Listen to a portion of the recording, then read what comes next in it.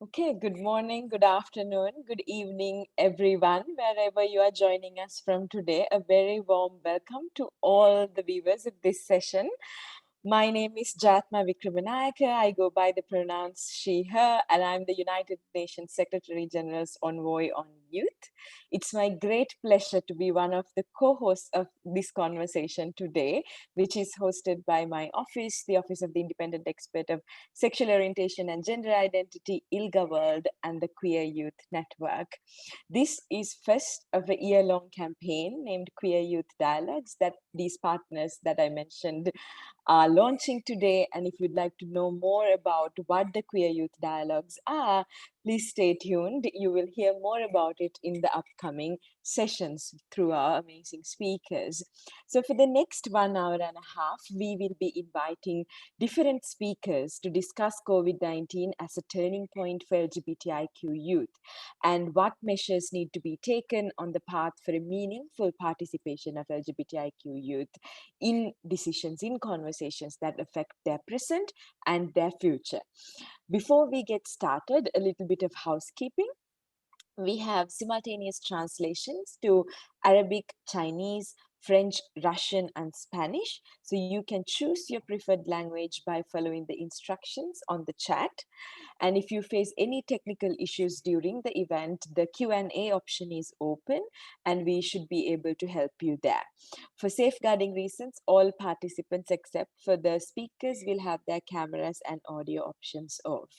And now let me pass the floor to my colleague, friend, and co-host of the day, Victor Madrigal Borlos, the independent expert on sexual orientation and gender identity. Victor. Thank you so much, Ayatma. It's a wonderful privilege to be here today with all of you. I bid you good day, and I'm very much hoping that we will have an exciting conversation. The topic that convenes us, of course, is of an extreme importance. We know that we all reunite many identities in one body, and that the identities that we reunite create experiences that may be of privilege or discrimination and violence. In reality, the identities can express themselves in a moment in time, but they can also change through time. And throughout my work as independent expert, I have learned the importance of understanding how time impacts the realities that people live in. Obviously, in this context, the voice of youth is of enormous importance. And it is of enormous importance for youth as you are living today, but also for your point of view in building a better future for youth tomorrow. That will be your legacy already now. And we are extraordinarily excited to convene this conversation today. To introduce the dialogues that we are going to be launching today, it is my great pleasure to present Martin Karachov of the Queer Youth Network and the ILGA World Youth Steering Committee. Martin? Thank you, Victor, and thank you, everyone, and welcome to the Queer Youth Dialogues. And before I start, I just wanted to let you know why this Queer Youth Dialogues came about. We know that LGBTIQ youth face wide range of harmful practices and significant threats to their freedoms because of who they love, who they are, and the work they do. And we know that COVID-19 has only exacerbated those challenges and deepened inequalities for queer young people across the world. But despite this, we know that queer young people, they are organizing and mobilizing and advocating for change across the world. We know that in order for us to achieve the 2030 Agenda and the UN Youth Strategy, we need to meaningfully involve queer young people across all levels of decision-making and meaningfully. The Dialogues, it will be a 12-month campaign to build a strong global queer youth movement, focusing on LGBTIQ rights with more resources, support, and power. The partners of the Queer Youth Dialogues will be the Global Queer Youth Network, which was recently established, the UN Youth Envoy, and the Independent Expert on Sexual Orientation and Gender Identity, and ILGA World. What's really the big change we wanted to bring about is that we want to see a youth LGBTIQ civil society that is stronger, more powerful, and better able to realize a meaningful change to advance their rights and freedoms.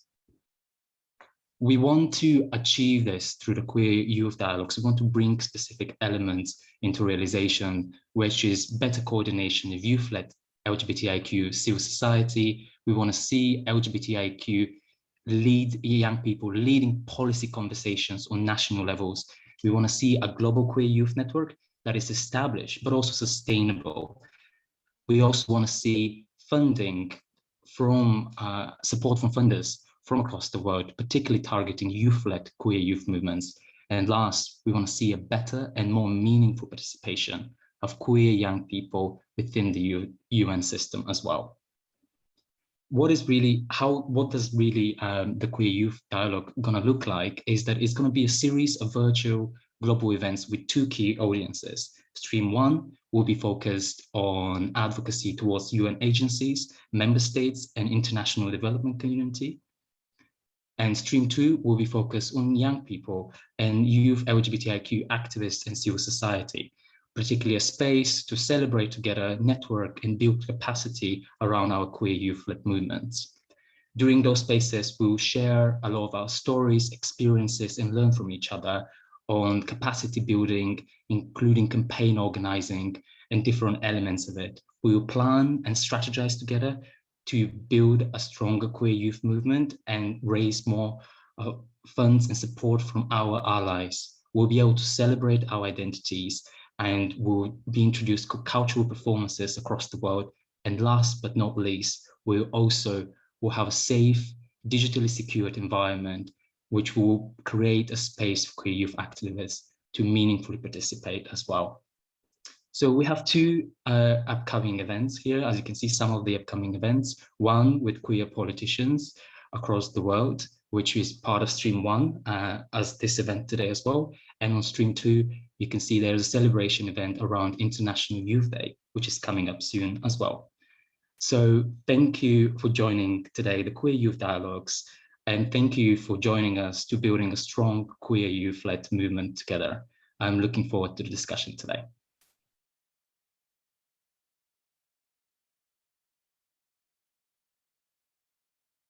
Thank you very much, Martin.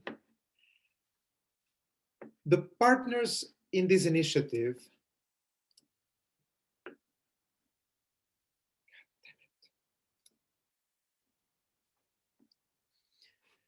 I hope that you can hear me well. The partners in this initiative identified a number of topics that were of great importance to the conversation that we hope to create a space for. Clearly, the idea of political participation, as Martin was saying, is of enormous importance. But we also wanted to highlight the realities that we are living in the context of a global pandemic that has impacted everyone in ways that we didn't suspect months ago.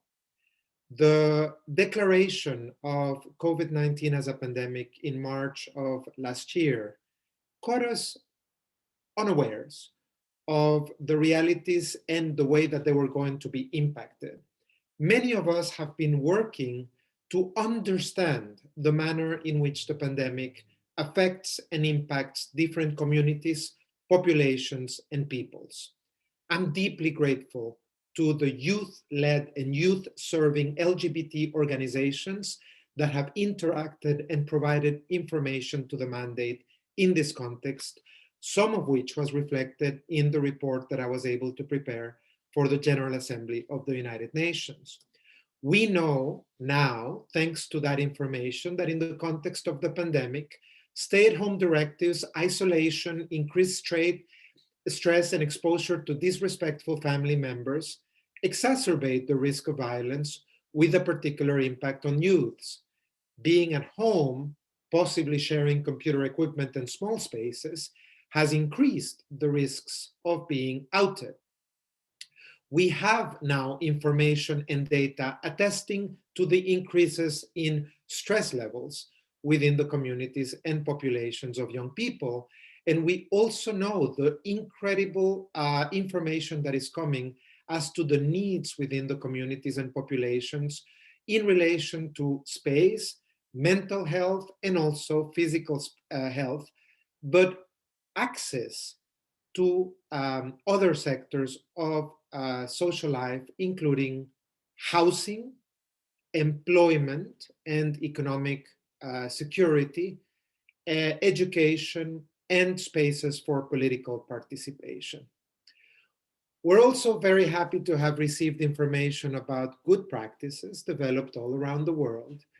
Very much all good practice has in common the fact that it was designed with meaningful participation of concerned communities and populations.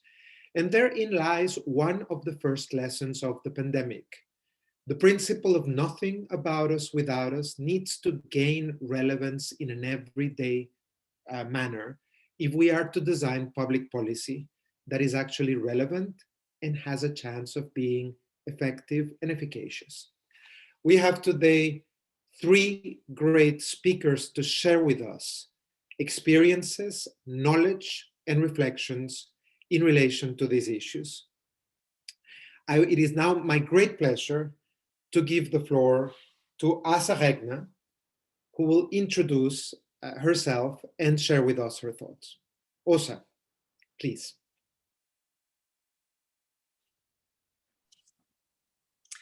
Good morning, everybody. It's so great to be here. Can you hear and see me well? I hope so. Anyway, yes, thank you. I am the Deputy Head of UN Women. Actually, I have a really long title that I won't bore you with, but I am the Deputy of UN Women, and I'm based in New York. These issues that we're going to discuss today are extremely important for UN Women and for the time we have ahead of us. I just come back more or less from the Paris Generation Equality Forum with a lot of inspiration, not least from young LGBTIQ activists from all over the world who participated in that event, as well as looking forward both with Generation Equality as well as with the UN Women's new strategic plan, which sounds technical and boring, but it's really an important document because it will kind of give us the framework for what we're doing during the coming up 5 years, although we also need to be flexible and respond to emerging issues, obviously. So I look forward to the panel, and I'll keep my comments till then when it comes to substance, but very humble, very happy to be here. So thank you so much for having me. Thank you very much, Åsa. And now may I please invite Anvid for an introduction presentation. Thank you very much. Very, very pleased to be here and very excited to have a very vulnerable, honest, and impactful conversation, action-based conversation. My name is Anvid Zaman. I'm an LGBTI activist, originally from Bangladesh, now exiled in Cologne, Germany. I am serving as the president for the Global Center for LGBTI+ Freedom and Education. We're working globally, and also board member of Campaign Against Homophobia Germany, serving my second mandate, representing LGBTI youth from European and Central Asian region to ILGA World Youth Steering Committee. It's a very important topic. I'm glad to be here, and thank you very much. Victor. Thank you so much, Anvid. And now, may I please invite Basiru Alumbugu for an introduction. Hi, everyone. I'm really excited about this conversation. I'm super pumped. I am Basiru Alumbugu. I'm a human rights lawyer from Nigeria. I also work as the programs manager for the African Queer Youth Initiative. The African Queer Youth Initiative is a regional organization focused on amplifying the voices of queer youth in Africa. So thank you so much, and I'm looking forward to this conversation. Thank you very much. The conversation will revolve around what we have learned in relation to the particular challenges that youth faces in the context of an event of the magnitude of the COVID-19 pandemic. It will also revolve around the lessons learned and the lessons that we want to make sure that reside in the collective memory so that we bring them into our collective action in the future. And perhaps, Basiru, if I may turn to you first to ask you to share with us your first thoughts when it comes to this conversation about the particular challenges that have been faced by young people during the pandemic. We all know that there are many lessons that we are drawing, but we are now at a stage in time where we can begin perhaps to systematize them into threads of awareness, so to speak. Yes. What would you be able to share with us in that connection? Okay, thank you so much, Victor. First of all, I think it's really important to understand that these challenges that are exacerbated by the pandemic are not new challenges.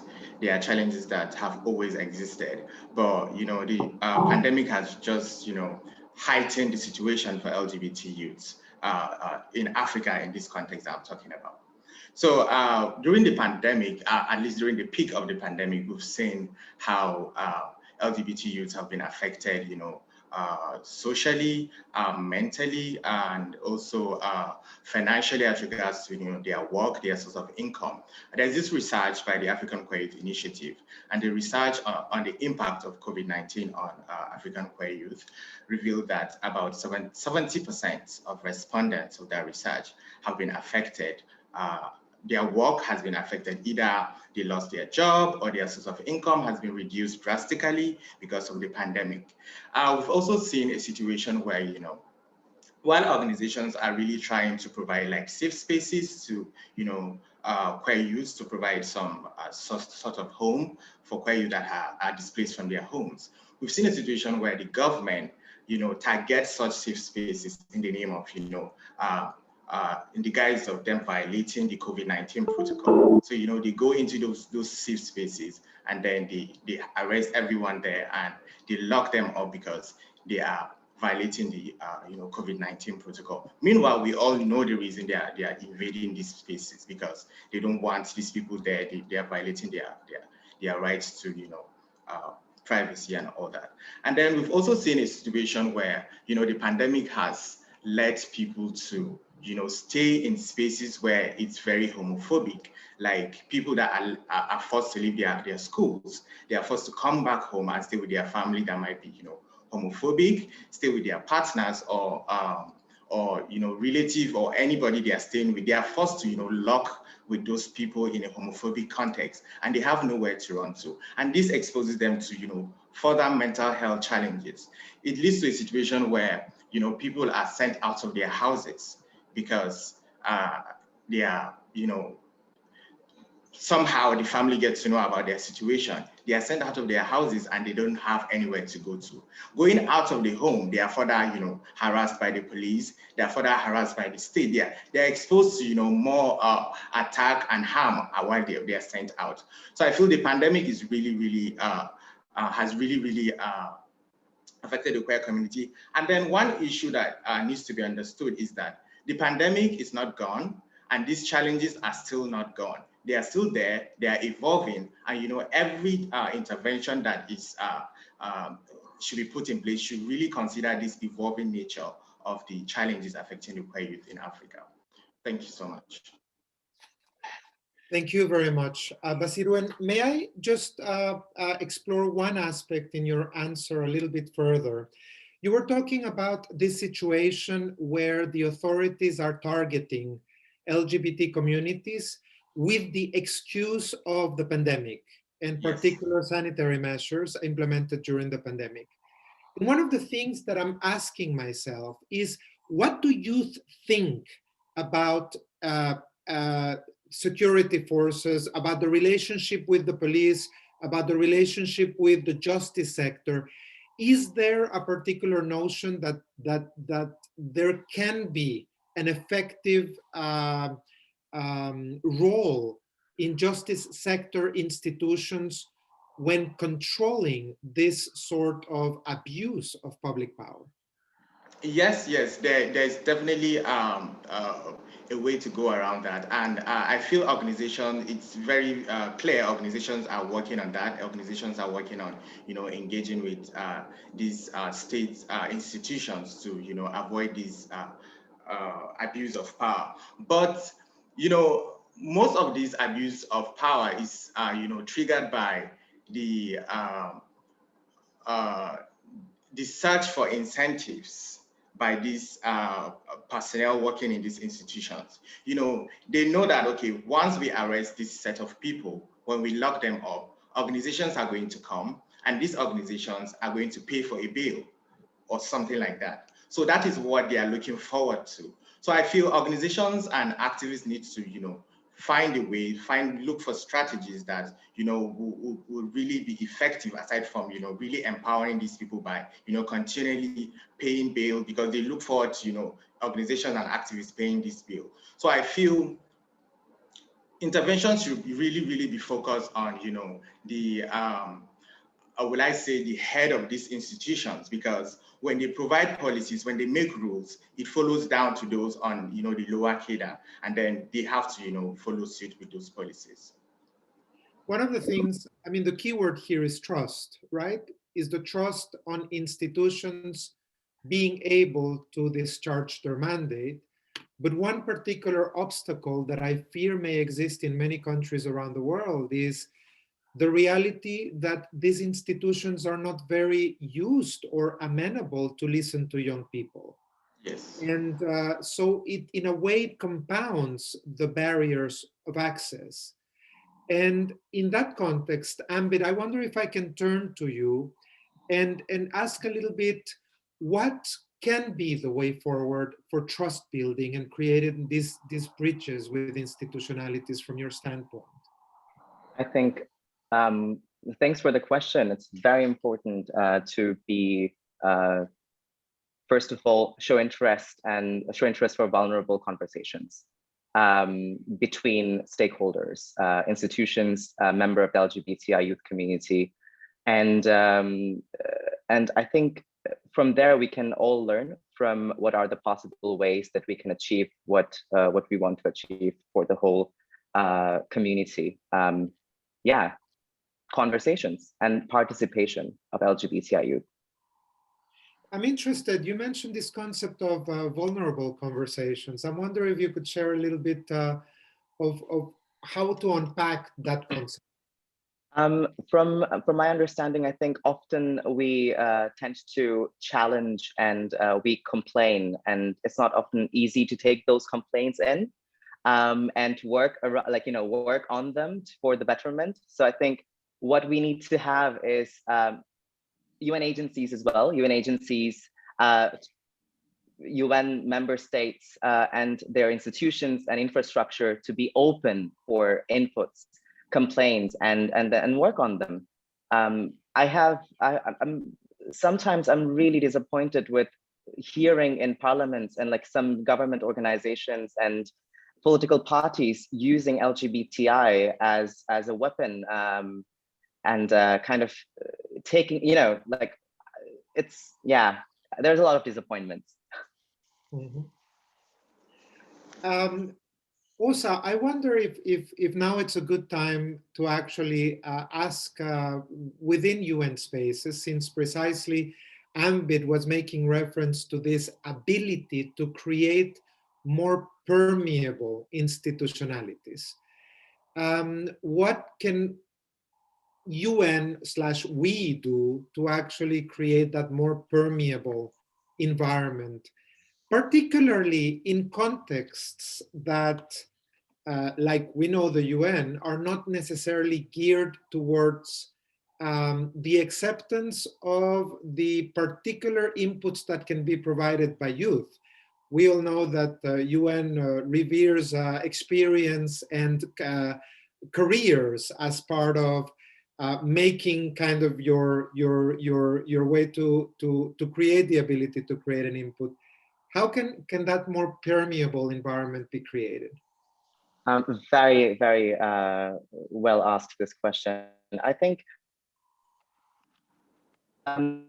Basir pointed out, the challenges were there, but now we are facing with new challenges. And I'm so proud of the LGBTI youth community to come up with wonderful strategies to support the LGBTI youth globally.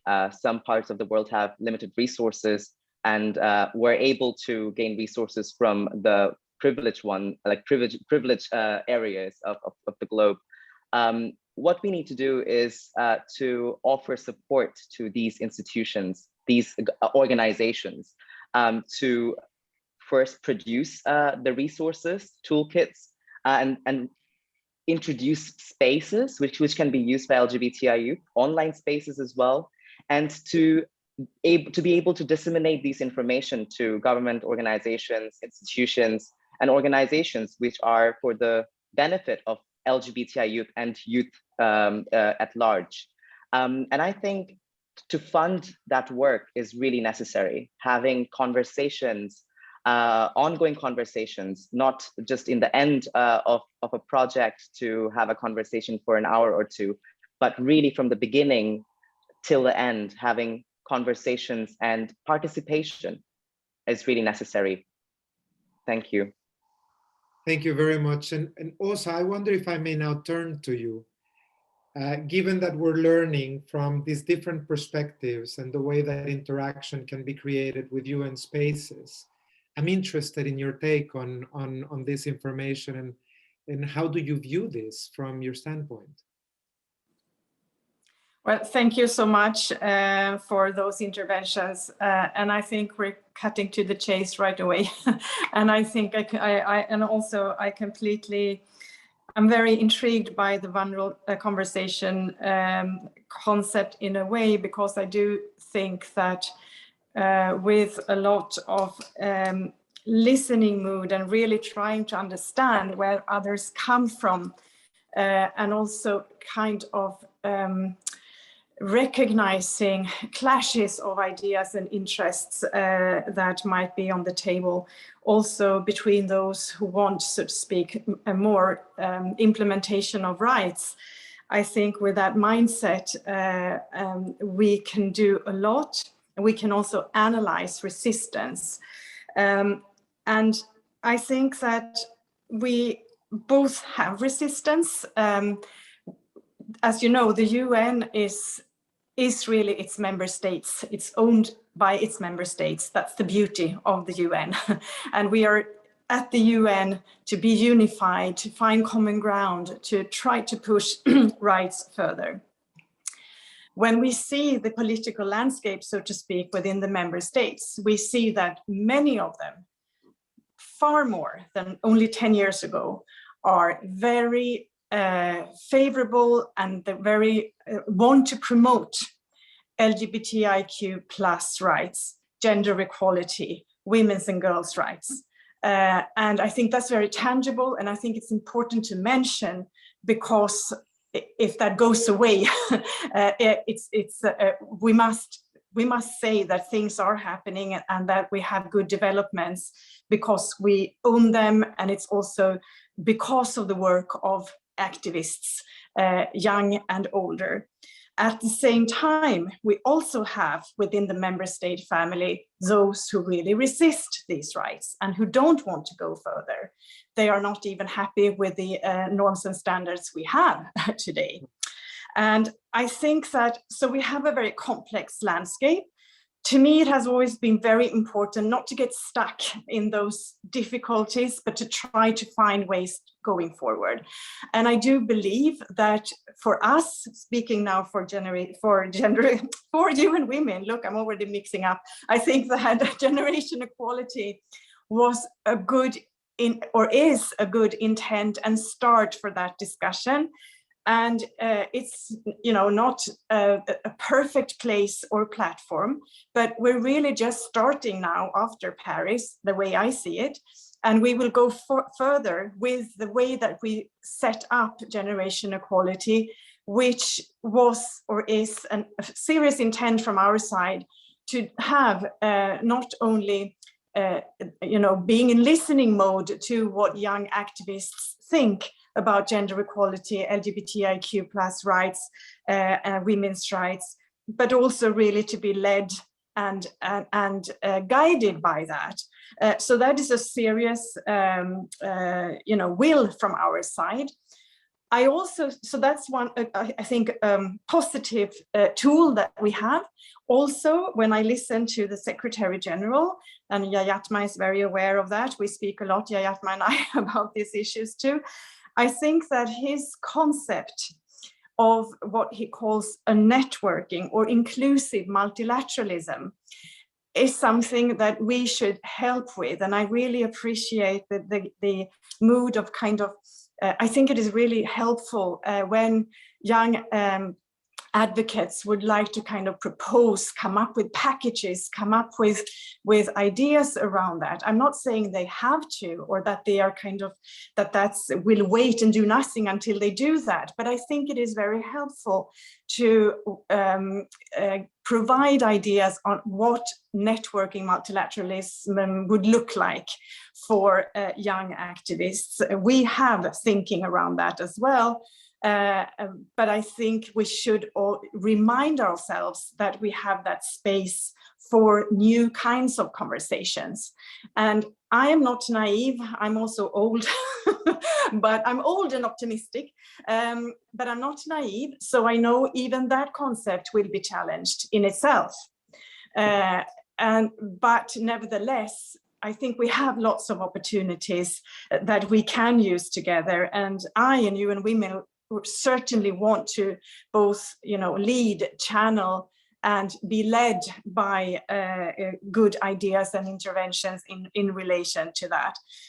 When it comes to the issues themselves, I just want to reiterate what was said about old discrimination ideas, harassment, hate crimes, so to speak, being exacerbated during COVID. We have been able to observe, unfortunately, that gender-based violence against women and LGBTQI people and young people has increased during COVID. And as we know, especially young activists and young people, LGBTIQ people, already had high suicidal rates, for example, or suicide rates, were much often victims of violence and hate crime even before confinements and COVID, and the abuse sometimes by regimes to use COVID regulations against groups they disliked anyway, so to speak. So we have been trying to monitor that. And I do believe that with the knowledge that we have and the data and statistics, we can do more going forward, and we certainly want to. Thank you. Thank you very much, Åsa. And I think one of the elements that clearly resonates from what you say, I think there's a line that can be drawn from what Basiru was mentioning, what Ambit was mentioning, and what you just now kind of have summarized, which is the pandemic, in a way, from an analytical perspective, almost functioned like a magnifying glass into a situation of unfairness that existed before, but that has been exacerbated in a way that, while always undeniable, has now provided with very specific data and evidence as to how discrimination manifests itself in social exclusion in the everyday life of people. So let me just come back to you with one question that I think is a common question to all of us who work in these spaces. What can we devise as ways to bring that experience in to our work? You have mentioned participation. And I now will connect with one complexity that was mentioned by Ambit. The pandemic is not over. Large parts of the world are still grappling with it. As we are talking today, there are countries going into lockdown that had gone out of lockdown twice. Youth, like everybody else, is going to be continuously subjected to these dynamics.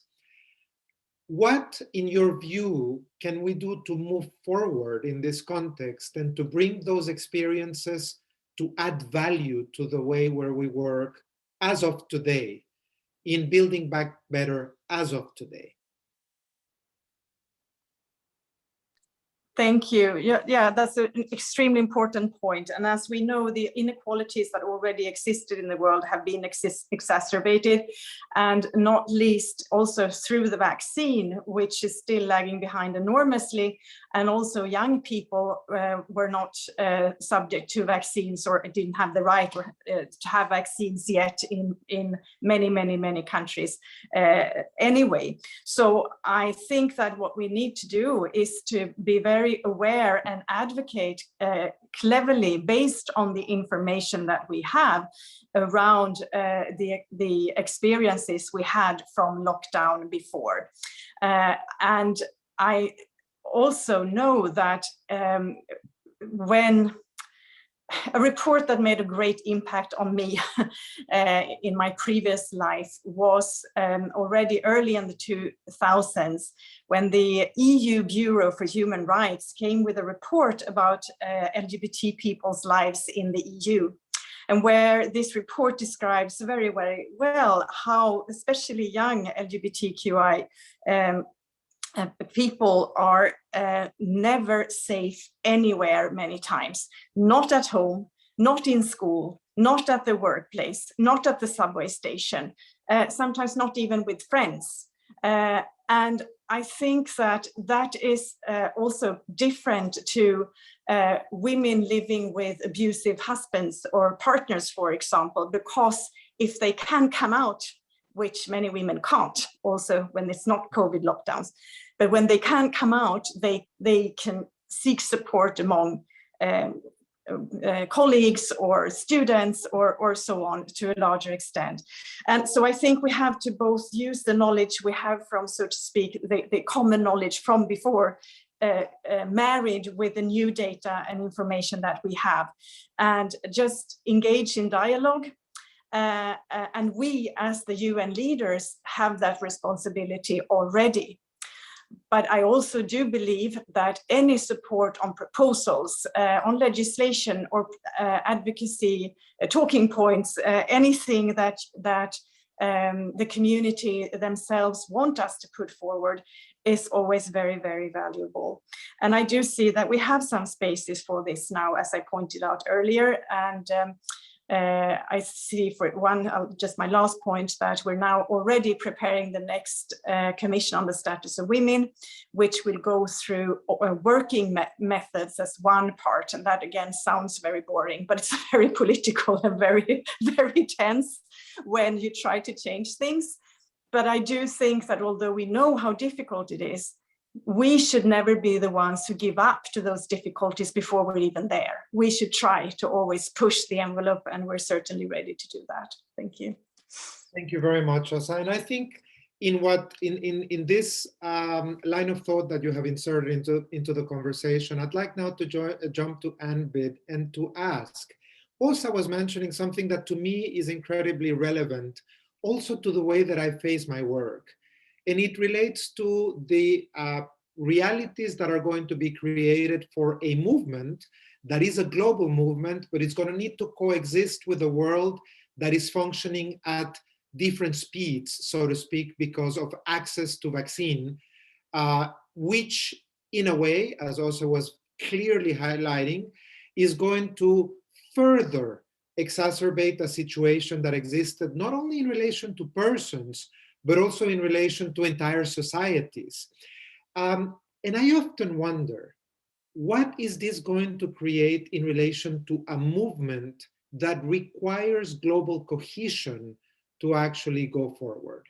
And so as a young leader, Anbid, I have two questions for you to hear what your reactions would be. The first one is, we place a lot of our hopes in technology. And given that we're talking with young people, we place all of our hopes, or most of our hopes, in the reality that young people will be able to show us ways to exploit technology so that we will be able to navigate that world. And I wonder if that is something that the movement is currently reflecting upon? And what are the possibilities and limitations that you see in that angle? And the other one is a rather ample question, which is in the context of this reality of a world that is going to be moving at different speeds, where unfairness actually, again, will have been remarked and exacerbated, where we need to work from all of these different perspectives. What do you think is the role of youth-led and youth-serving organizations in that particular dynamic? You always have great questions. So coming back to first question, I think technology is a great tool. We wouldn't be able to join from different parts of the world together to have this dialogue. So of course it is a great tool, but we have to ask this question, is it accessible to everyone? Who are participating in our youth dialogues? Who are we able to reach to? Do they have gadgets and devices? Is internet available to everyone? Is it also affordable to people? And if it's safe, we talk about like how LGBTI youth are now also in isolation and staying in spaces with their parents if they're not, you know, one third of LGBTI youth in a survey showed out that their parents were supportive and 2/3 were not. So how do we tackle this challenge? How do we create spaces where they can access to online or technology to join in spaces like Trevor Space, which was created for LGBTI youth to have, you know, self-care, wellness activities to support LGBT youth to not fall into depression or have high anxiety, and the societal rates to not go higher and higher.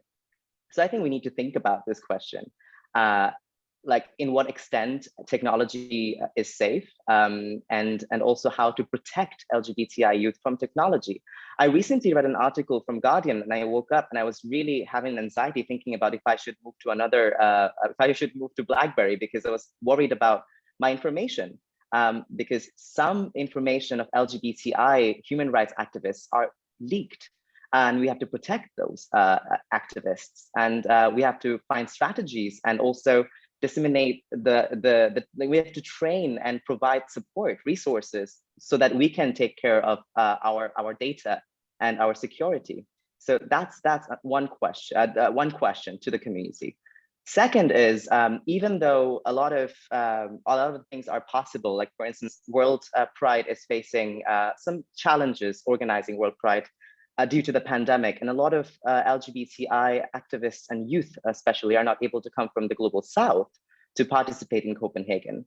And that's why there are hybrid events, also, you know, parallelly having online access, but is it really fully accessible? Is it really, you know, are they really able to participate in conversation and social events where most of the networking is happening? Networking is very important, to be able to meet UN agencies, government officials, and like have the in-person conversations. And if we're not able to do that now, are there possibilities that we will be invited in your office to talk to you about it? You know, so these are the questions we have to ask. And coming to your second question, I think there is a lot of opportunities to grow from this. One thing I was actually today morning thinking about, like, you know, with this whole pandemic and how LGBTI youth are now going into more isolation.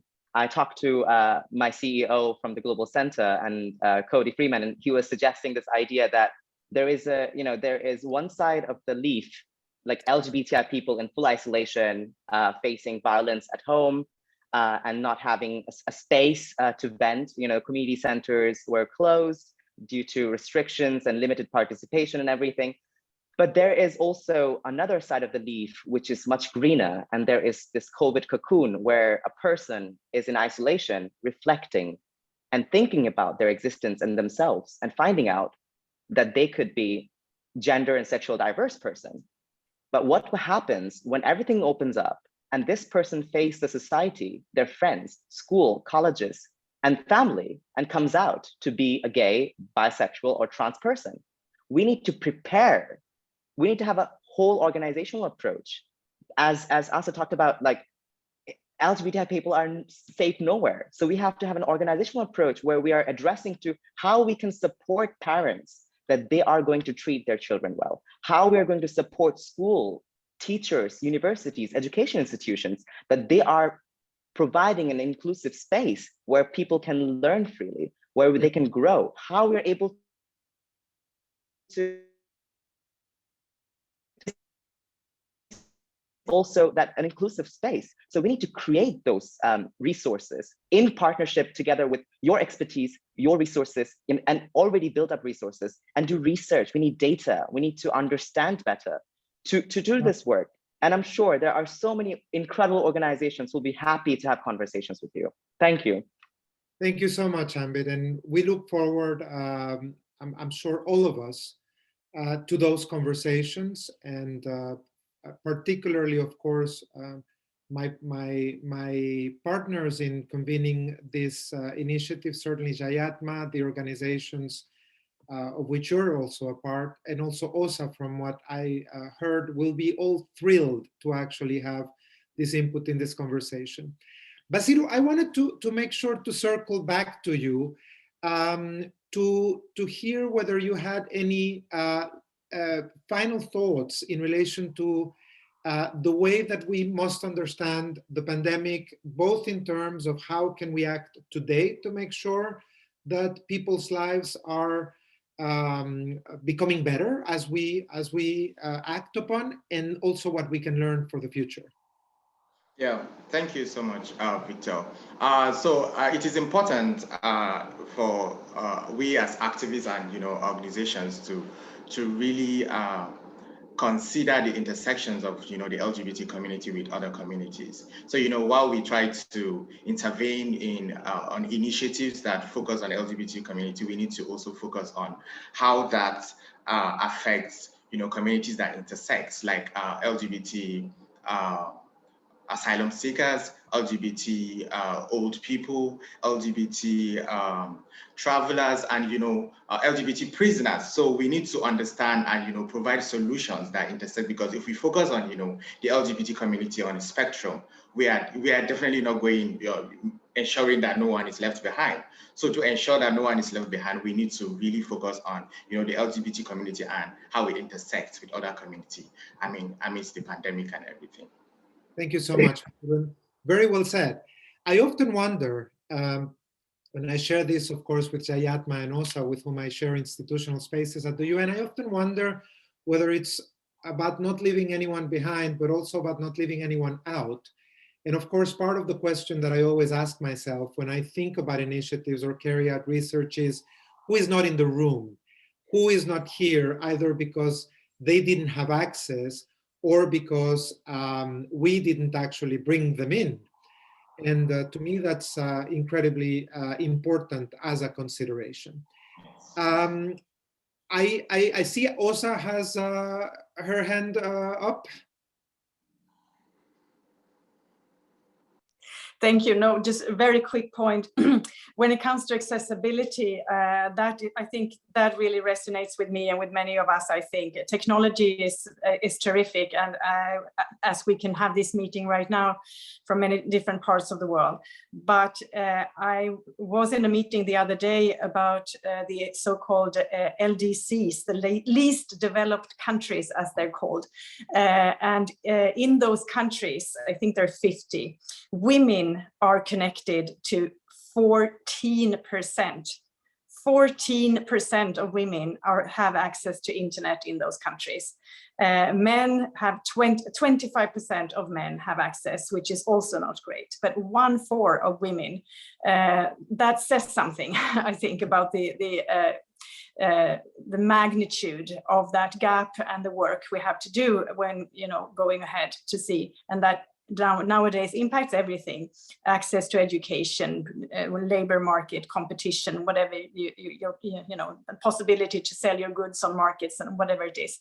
So that is a huge thing, as was pointed out earlier. Thank you.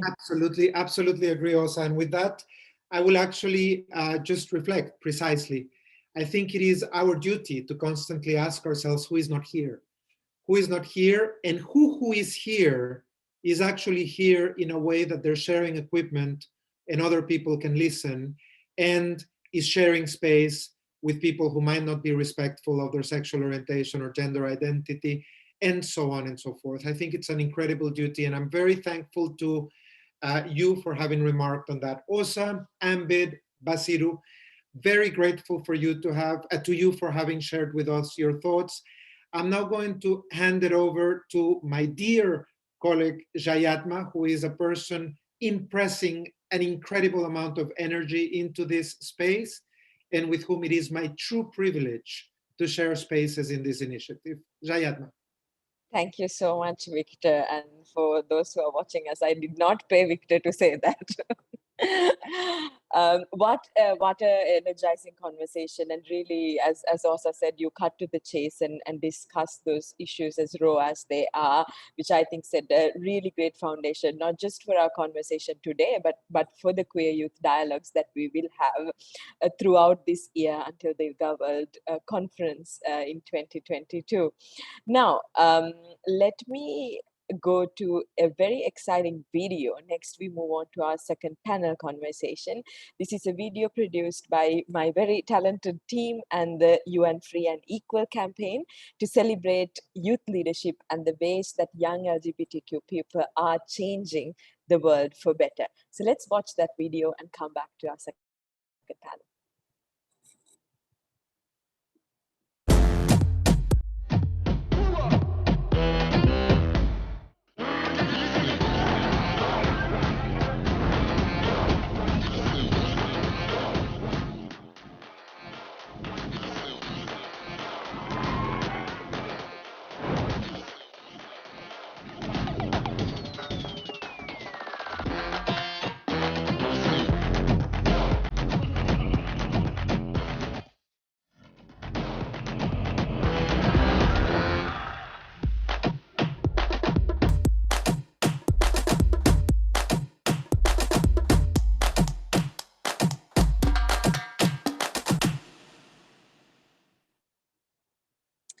Thank you very much. I hope that was a great uplifting reminder and a celebration of the work that the LGBTIQ youth community is doing and has done in the past and will do for the years to come.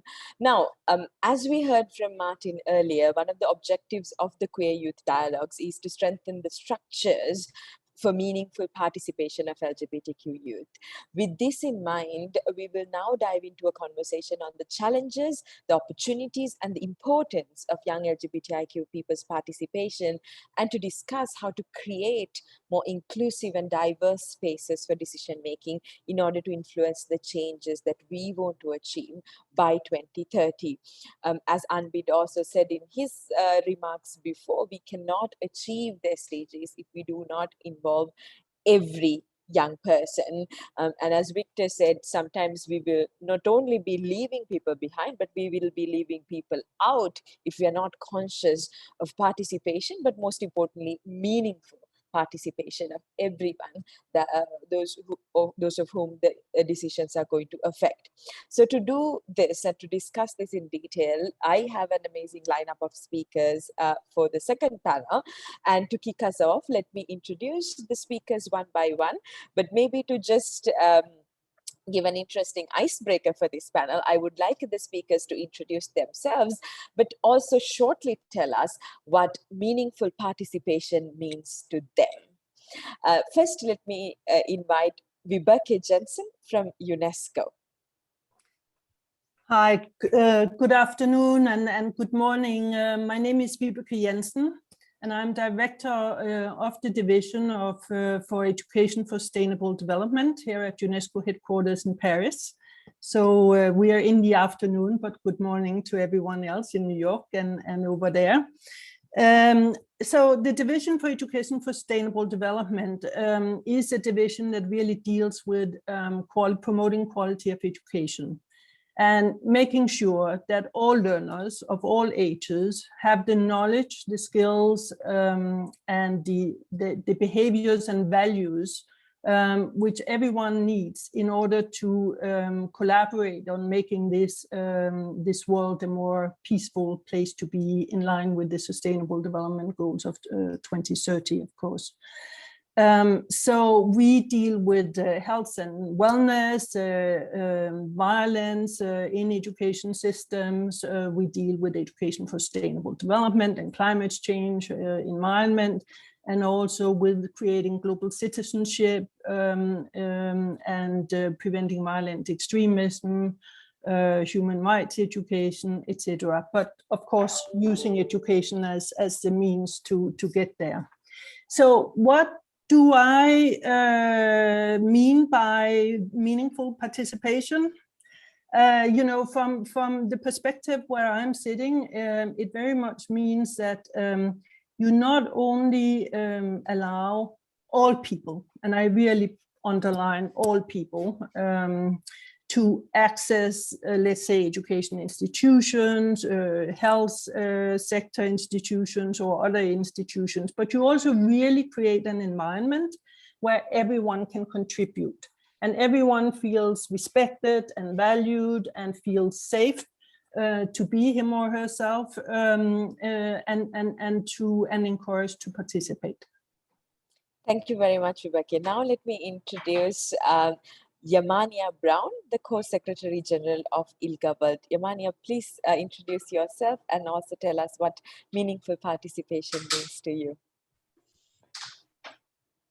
Thank you, Jayatama, and good evening, everyone, or good morning, I think it is here from Brisbane, Australia. My name is Tusina Imania Brown. I'm the Co-Secretary General of ILGA World. And first of all, I want to acknowledge the Indigenous people of the Yegra Nation here in Australia, the country which I live and work as a migrant worker from the Pacific. To any Aboriginal persons or Indigenous persons on this call, I extend that respect to all your leaders, past, present, and emerging. I see you, I hear you, and I'm here to support all of you in your endeavors. Meaningful participation. For me, it's when all the voices of the communities that are affected by decisions, right? All the stakeholders not only have input in planning to ensure that problems are resolved, but that these voices or these stakeholders actually lead, right? They lead the development, they self-determine. You know, the self-determination is very important, and that there are no access issues to resources, to finances, to authority, to mandates. Like there are no issues with access. They need to have full unfettered access to the resources for them to be able to deliver whatever it is that they need to do in order to progress, right? Or advance whatever the social justice issue is. For me, that's what meaningful participation is, because otherwise all other participation is like part meaningful. It's there, but not there yet. It's yes, we say youth, but yeah, but we don't have any young people on our committees. You know, it's like that kind of, it becomes meaningless participation. It's empty, it's vacuous. It's like, and nothing will ever get achieved because you have a bunch of old people determining what the future is for young people. So, meaningful participation for me, specifically around LGBTI youth, is own up and give up a seat in the table for youth. We need the youth voice, and I'll expound on that and expand on that in my exactly. a little bit later. I'll come back to you on exactly that one, but I think we've opened the conversation with Vibeke speaking about the conducive and safe environments for participation, and you, Imani, are talking about the issues of access, the issues of all people to these conversations. But I think most importantly, not just participating consultations, but really having that power to lead and power to make decisions on behalf of their community. So thank you so much for bringing that in. Now let me introduce Pip Gardner. Pip, please introduce yourself and also what meaningful participation means to you. Thank you. Hi, I'm Pip Gardner, and my pronouns are they, them, and I'm a queer and trans youth activist from the UK. I'm a member of the Generation Equality Youth Task Force, and have been working in that generation equality space for the last couple of years to try and make sure that there is meaningful participation of youth, and particularly queer youth, in that space. I think I've seen there's a lot resonating from the previous panel with me about what was shared, and that in our organisation working at the grassroots, we've seen twice as many young people now engaging with our services as they did at that time before the pandemic. There's definitely a lot of that that cocoon that Ambid was talking about, of people exploring their identity and now seeking out support because of some of those challenges on that other side of the leaf that they're facing. And I think I also resonated about the idea about intersections. So around half of the young people who access our services have a disability or neurodiversity of some sort. And I think that links very much to meaningful participation, about accessibility, about thinking about all of those other needs that those intersections of identity with LGBTQ+ youth have. And I think there was also a resonation for me of something you just said about that meaningful participation needs to have multiple layers and levels of engagement. So from being able to dip your toe in and be in that consultative space and share a voice, right through to co-leadership, and looking really reflectively at how power works in different spaces to make sure we are passing that power to really center those voices of those who are most impacted by decision making. Thank you, Pip. Maybe I will start the sort of the follow-up questions with you from that statement, and I want to bring in here what Yamania said as well. Oftentimes, youth participation specifically, and by extension also LGBTIQ youth participation, often tends to be tokenistic in conversations. And for an example from my own experience at the UN, I sometimes get invited to meetings just to sit there, but not to contribute. And even if I sit there and contribute, sometimes my opinions will not be taken into account because of, say, stereotypes that people often have about, a young person making a contribution as an expert. Of course, I'm welcome to make contribution as a young person, but not so much as an expert. So these are some of the practical ways that, for an example, in my experience, that I've experienced this type of sort of sidelining or stereotyping young people's participation, especially also as a young brown woman. And I'm sure these are compounded by the challenges of access, the challenges of gender identities, often on LGBTIQ youth. So I would love to learn from you, Pip, what are some of those very practical challenges that young people face when it comes to accessing decision-making spaces. Yamania spoke about making space at the table, but what are some of the practical barriers that young people face when accessing, even when those spaces are created for them? I think there's some really great points you've just raised there, that queer youth are also youth. So all of those things about devaluing expertise of young people also happen to queer youth. When young people, in all of their kind of different lived experiences, they are the experts of their own realities, and they have those really valid expertise that aren't necessarily positioned. I think Victor said about like kind of career and how different expertise we value. Young people have that real expertise about their own experience that they're bringing, and queer youth in particular, I'd say, have those same experiences, but also the effects of being queer and of being trans. So I think some really concrete examples. We were recently planning a Queer Youth Voices event for the Generation Equality Forum, and one of our young people didn't want to share their photo publicly. And I think many queer activists will understand why we don't necessarily want our photographs out there in the public domain. But the nature of the structures and the program meant that panelist wasn't featured in the program, wasn't mentioned as a panelist, because they weren't able, didn't feel comfortable to share their photo. Their name wasn't even mentioned in the event that they were going to be a speaker. And it's those little things in the system that make that participation that bit less meaningful and that bit less present, of saying, oh, actually devalue that participation because they're not going to participate on the terms of the structure that we've set up. And I think there have been, particularly, I'd say as a non-binary trans person, there have been some real benefits to online participation, in that when we're in physical presence, a lot of facilities are gendered. To travel internationally, the majority of us need to use gendered ID that doesn't necessarily match our lived experience. And those spaces of airports and ports of travel can be really, can be spaces of violence and of policing of gender identity, but also spaces within the UN as well. So the last event I attended in person before the pandemic, there was a lot of hostility to queer and trans people, and a lot of that was faced by queer and trans youth. There was a lot of there are a lot of narratives out there that deny the existence of trans people, and that happens within civil society spaces.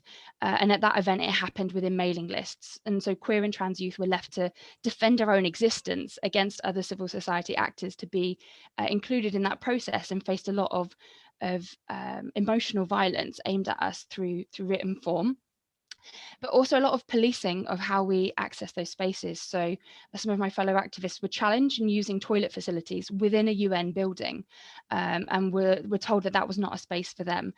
And I think we were very fortunate that there was a group of queer youth who had been financially supported to access that space, but there was a lacking piece needing to be done around safeguarding and how we ensure the safety of activists that we put into that space, particularly for youth who might be participating for the first time. And that's a lot to try and navigate how those spaces work when there are other actors in that space who are actively hostile to you. And I know several of those young people are not engaging in those spaces of advocacy anymore because it was too much, and the emotional burden of that, particularly when youth and queer youth especially are economically disadvantaged. They're much more likely to be not in a salaried role in a civil society organization. They're participating as volunteers, and that adds to the burnout, that adds to the psychological impact when then you're going into spaces that are hostile to your existence. Thank you, Pip. I think from what we've heard today and from the work that we've done before, what we see is exactly what you are saying, that there are these multiple layers and multiple levels and different scopes and types of barriers that exist, from economical, financial barriers to legal barriers that actually by law prevents them from sometimes, using their power to vote or participate in public dialogues. And barriers in terms of social and cultural barriers also exist. So these all are compounded on the identity of LGBTIQ young people. And we often think, okay, these challenges come one at a time, but it doesn't happen like that. They're all compounded on the identity of these young people, and that creates huge challenges when it comes to accessing spaces, even when those spaces are quote unquote created by institutions. Now with that, let me go to Yamania. I want to go back to what you said earlier. You made an interesting comment about how even in our institutions, we talk about youth strategies, youth policies, youth quotas, but in our boards, in our management, in our practices, we don't really give that power of leadership to young people. So how do those barriers that the three of you mentioned in your opening remarks manifest in civil society spaces or in sort of multilateral or international spaces? Thanks. Look, before I unpack that question, it's a very loaded question. There was a few things that I wanted to add to what Pip has said about the key challenges for meaningful participation for LGBTI youth. Of course, Pip has expounded on UN states, the ongoing issue of the criminalization of same-sex love, right? And the failure of UN states to provide full legal SOGI gender recognition, right? In documentation, in spaces, in everything under their laws. That is a huge challenge for us that we're trying to overturn. Added to that challenge are two other challenges. One is the faith and anti-LGBTIQ insurgencies in many UN states. Faith and organized religion is responsible for messages against LGBTI youth in violent exclusions and often barbaric, inhumane, unchristian forced conversion therapies. It's one of the most ridiculous, like, I can't even, it triggers me so much when I think about what faith and anti-LGBTI insurgencies have done in many of the UN states. And the third thing, which is an external thing, is what I call the cultural dissidence, right? In the Global South. You look at Global South-centric culture, elders decide and youth sit, they listen and they execute, right? It is very rare in our Global South cultures for youth to have a say in village or home or national affairs. That is a challenge for youth to have meaningful participation. If we can somehow figure a way to do that, yes. And of course we have the internal challenges to meaningful participation, which is, you know, the lack of meaningful connections, the lack of transparency in dealing with young people, you know, the lack of youth leadership and youth representation in LGBTI spaces, which we've spoken about with Pip and with Rebecca. But in answer to your question about how do these barriers manifest themselves in civil society in multilateral spaces, in NGO and not-for-profit board compositions, it's mostly adults, right? Very rare do you find any young people or young voices in those boards, right? The speakers at webinars and seminars and events, it's mostly adults talking about youth issues and the importance of youth. Where are the young people? Where are the young people? Where are our young LGBTI people who should be here speaking about that, right? At conference events and huge events, they're mostly about umbrella issues that relate to the general LGBTIQ population, which is important. Of course it's important, but it often sidelines youth issues, or at worst, it's appended as an optional side event, you know? If we're going to be serious about young people and youth people, make it the central focus. And of course, you know, the most benign thing that I get very upset about is when I see positions being advertised on boards and I see the issue of experience requirements, you know? It's like often young people do not have the required experience.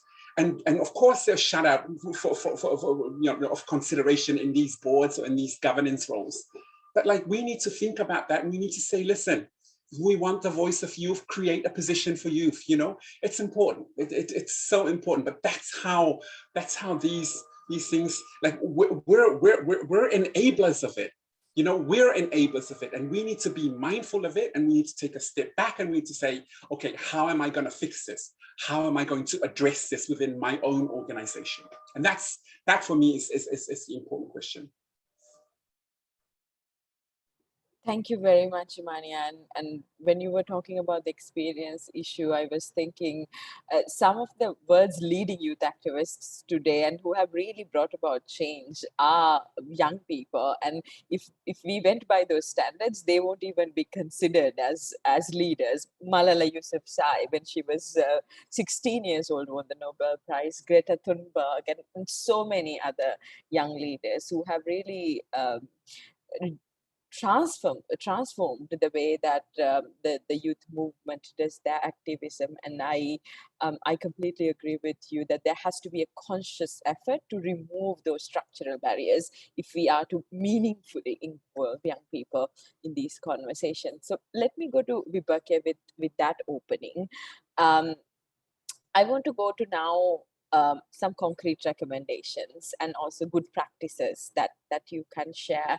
We've discussed the challenges, and the previous panel also discussed how, for example, COVID-19 was really a magnifying glass that exacerbated or that showed us these inequalities that existed even before the pandemic, and certainly widened those gaps and inequalities as well. So what can we do? What can institutions do? What can youth-led, youth-focused civil society organizations do to resolve these issues or to overcome these barriers that we were talking about? In my work, I hear a lot of the times when we talk about barriers for meaningful participation. Adults usually say that, oh, we need to build the capacity of young people to participate. But honestly, in my work, the young people I've met and I've worked with have a lot of capacity.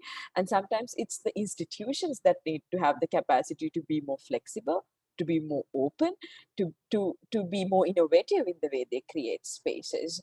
Vibeke, how does UNESCO try to tackle this, and how have you changed the way that you are working to make sure that we don't leave any young person out, particularly any LGBTIQ young person out? Well, thank you, and Jaya, of course, I completely agree with you. I think it's both the question or an issue of addressing you know, some of the legal frameworks and policies which are really not conducive to a truly inclusive society and education system as well. But of course, on the other hand, also it's a question of really empowering young people and especially LGBT plus students and learners and adolescents to really claim their space and also you know, take that role in participation as they should have. You know, I think from UNESCO's side, we have for a while talked about inclusive education, you know, going beyond really the numbers. It's not just a question of enrolling children and young people in educational institutions, but really making sure that they also all have the opportunity to participate actively and to learn. Of course, we have a convention going back to 1960, the Right to Education Convention, which is really sort of the basis for everything that we are doing. But we are also more and more looking at specifically, you know, I talked a little bit earlier on the necessity of creating safe spaces for everyone to participate and to express themselves, etc. And I think we all know that there is, you know, quite a lot of violence going on in schools, a lot of bullying going on, and it's often targeted to the LGBT, not only, but also to the LGBT community. And UNESCO has done quite a lot of work in terms of really providing the evidence, getting the overviews globally on what is happening in this area and how we can really contribute to create safer spaces. And we talk about something which we call a whole education approach. And it really means, in line with how the conversation has been going for the past hour, that we need to have the policies, the legal frameworks in place. But then we also need to empower and work with so many other layers in the system. And it goes from education planners to teachers, to school personnel, working with the communities, making sure that curricula are totally fully inclusive and learning materials, etc. But also making sure that there is really space for all students, including regardless of their sexual orientation, to feel valued and to participate in learning processes. And finally, also, we need to keep monitoring and evaluating various experiences to continue to build evidence base for further advocacy, because so much advocacy continue to be needed, especially also to start changing some of these legal frameworks and policies which are needed.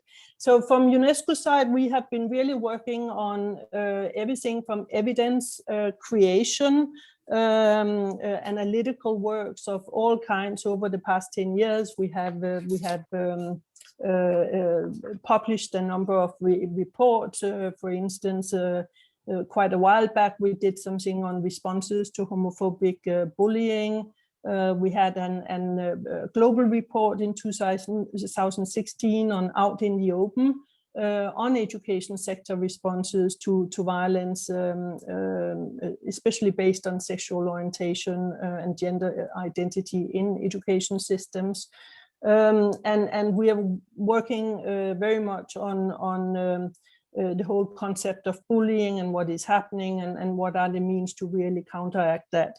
And I would also say, you know, we conduct dialogues with the member states and ministers of education, and of course also support very much events like this one, dialogues involving civil society, all different interest groups, to really help take forward this this conversation.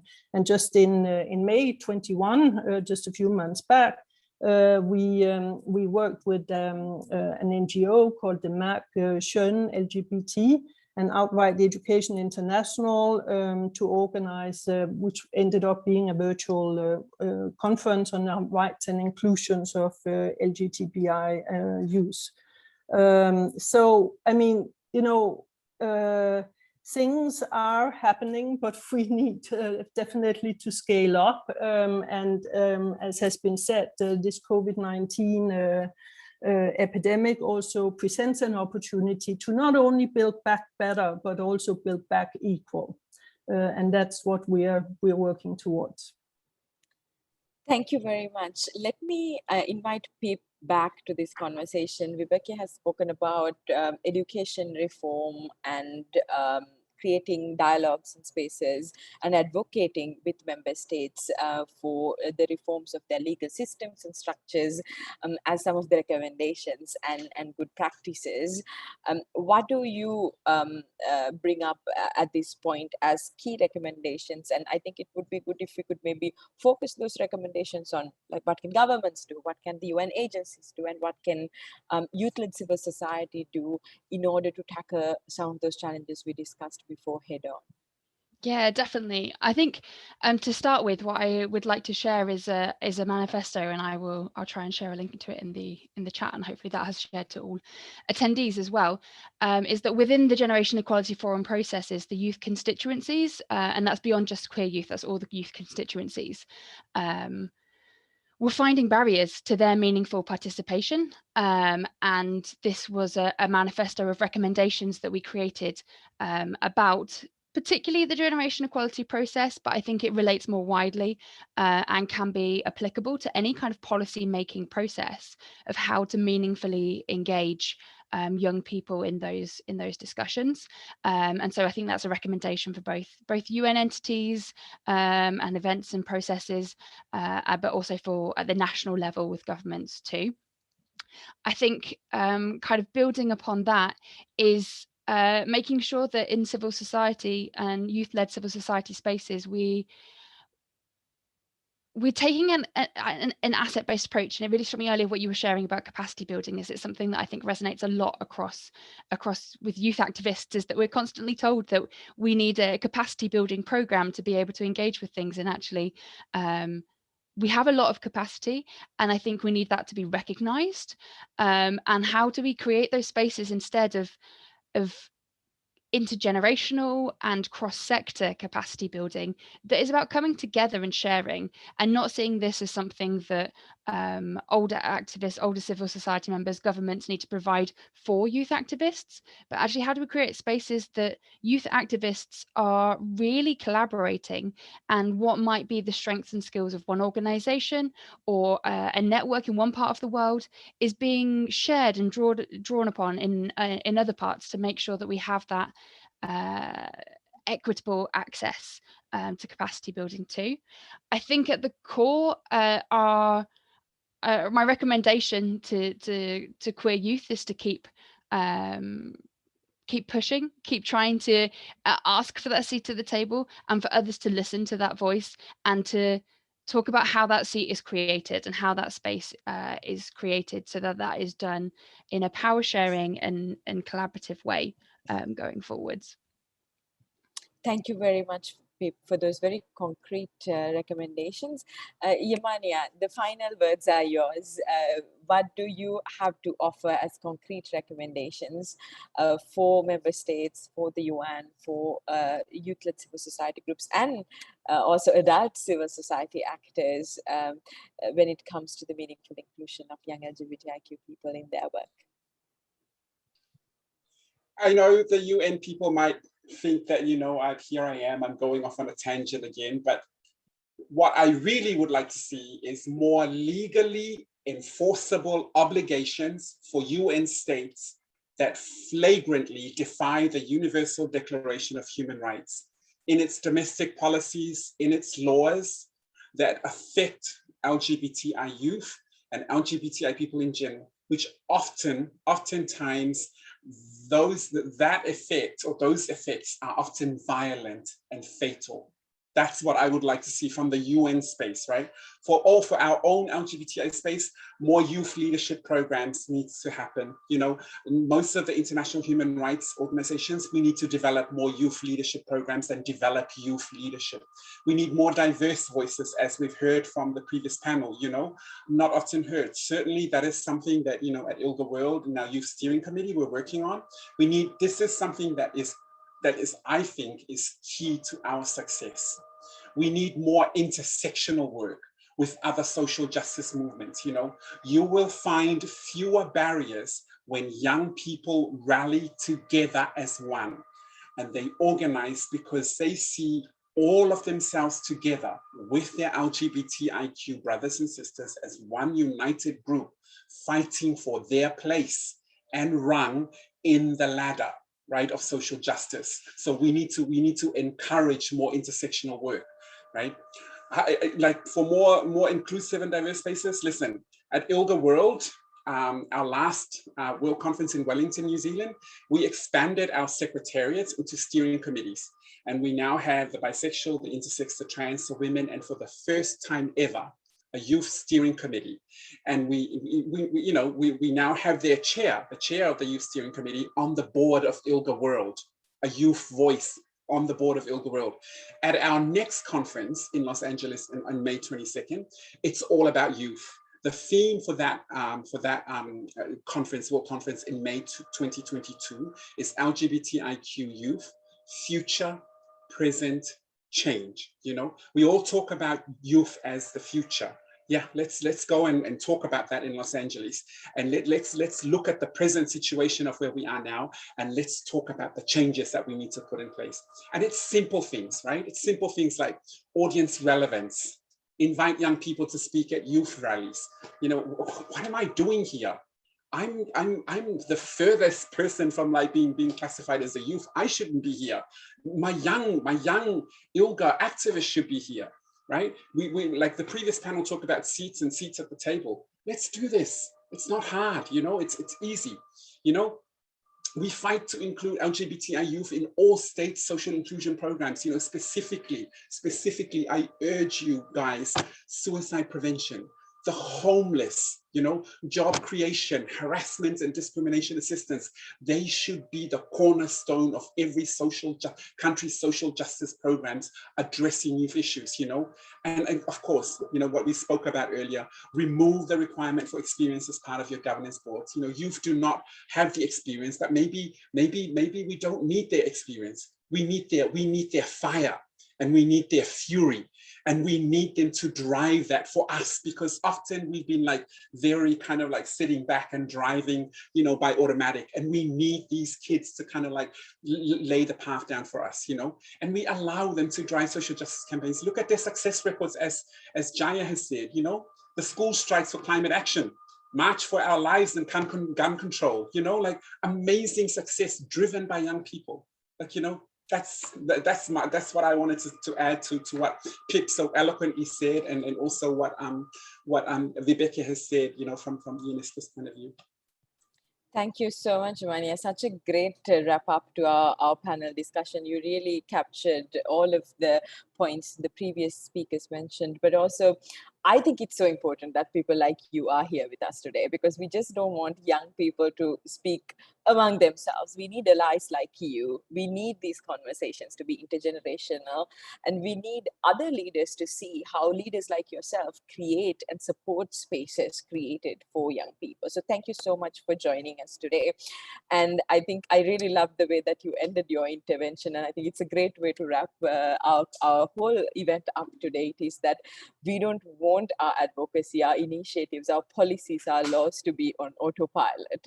We need them to be manual cars driven by young people and young LGBTIQ activists. So thank you so much for being here, everyone. Pip, Vibeke, Yamania, for your contributions. Now it's sadly the time for us to wrap up, and thank you for all of us for joining us for the first Queer Youth Dialogue. And as I said, and as Martin presented in the beginning, this is a year-long campaign, so we hope that you will continue to join us for the next sessions, and that together we can continue to build a stronger global youth movement for LGBTIQ human rights with more resources, more support, and more power. So please follow the social media channels for more information. And if you're a young person, sign up to the Queer Youth Network's mailing list via the website. We will be sharing the links in the chat now. And once again, thank you so much for the co-organizers and the team who put together this dialogue and the future dialogues.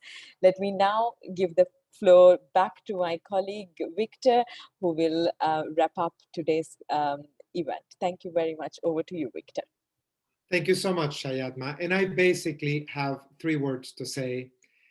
I believe that the key is to understand that being led by those who are able to have great ideas is the key to the whole point. And I am very happy to know that these conversations are all about either declaring our willingness to be led or informing of our absolute willingness to be led by those that have great ideas. Imania said, we think of the youth as the future. Let me add to that. I think of the youth as the present. Let's think of the youth as the present, as our present, and let's just ensure that we are led by them. Thank you so much, Pip, Imania, Viveke, and of course to you, Jayatma. I look forward to this year-long of learning. Thank you, everyone. Goodbye. Thank you, everyone.